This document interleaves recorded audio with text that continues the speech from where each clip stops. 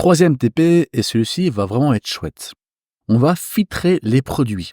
Pour cela, au niveau de la doc, on ira voir les watchers, on ira voir aussi ce que c'est qu'un V-model, et puis on ira voir le système d'event et de listener que propose Vue.js. Voici comment on va faire. D'abord, nous allons créer un component productFilters.vue, ou filter tout court, .vue, qu'on mettra en haut de la page. Le but, ça sera de pouvoir, avec ce component, filtrer les produits par ordre de prix croissant, décroissant, par quantité, par ordre alphabétique, etc., etc. Mais aussi de pouvoir rechercher directement dans les produits par nom. Donc on aurait différents selectors, triés par ordre décroissant, de prix, etc., etc. Et aussi un petit input, on pourra mettre un string et utiliser ce string-là pour filtrer, pour rechercher notre liste de produits. Pour cela, donc, il va falloir créer des éléments de formulaire HTML, des select, des inputs et tout ce qui va avec. Il va aussi falloir arriver à lire leurs données et les utiliser pour filtrer et ordonner.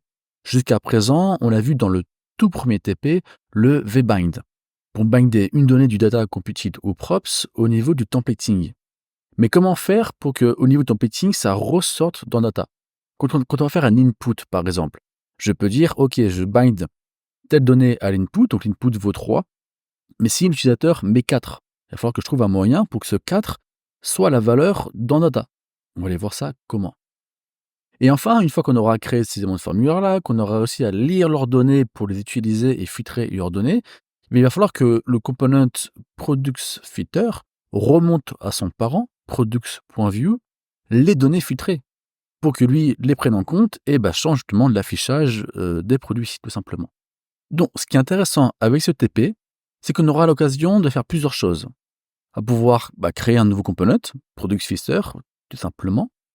On va aller voir la gestion des formulaires avec les V-modèles. On va découvrir la gestion des événements et des listeners pour la communication de l'enfant vers le parent. On a vu du parent vers l'enfant avec les props et les slots. Là, on va voir l'enfant vers le parent avec les événements et les listeners. On va voir aussi tout ce qui concerne la manipulation des watchers, super intéressant. Et dans tous les cas, en fait, continuer à coder comme ça va être aussi l'occasion de continuer à faire ce qu'on fait déjà, mais en allant un peu plus loin aussi pour maîtriser. À droite, vous retrouvez les éléments Vue.js de la doc.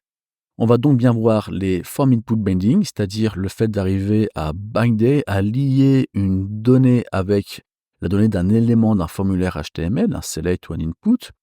On va aller voir aussi tout ce qui est event handling, comment gérer les événements de manière générale sur Vue.js.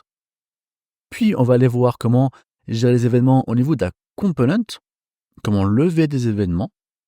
Enfin, on va aller voir aussi le V-model, donc sur un component, le V-model, vous allez voir qu'on va d'abord le voir sur form input binding, et on va le revoir au niveau d'un component. Et pour finir, on ira voir les watchers. Avec tout ça, au final, on se rendra compte que entre le TP 1, 2 et celui-ci, au niveau de la doc, on a quand même fait un bon petit tour maintenant. Du moins qu'on aura fini cette section. Allez, bon courage. Allons-y. D'abord, je vous montre rapidement comment fonctionnent les formulaires en Vue.js. Puis, on va coder productFilter.vue avec les V-modèles. Ensuite, je vous montre la gestion des événements et des listeners. Puis, on améliore productFilter justement en prenant en compte les événements et les listeners. Ensuite, on va améliorer tout cela en créant notre propre V-modèle au niveau du component productFilter.vue. On finira par voir les différents watchers, voir les watchers pour gérer les filtres enregistrés dans le storage. C'est-à-dire qu'on va faire que si, mettons, j'ai demandé de filtrer les produits par nom alphabétique décroissant et que j'ai recherché tous ceux qui ont le mot super dans leur nom, je peux tout inspirer, pardon, et bien ça, je vais l'enregistrer sur le storage, dans le storage, local storage ou session storage, on verra ça ensemble. Ça, c'est du JS natif avec l'API HTML5, mais on va utiliser les watchers pour le prendre en compte. Enfin, on va faire le bilan de tout cela.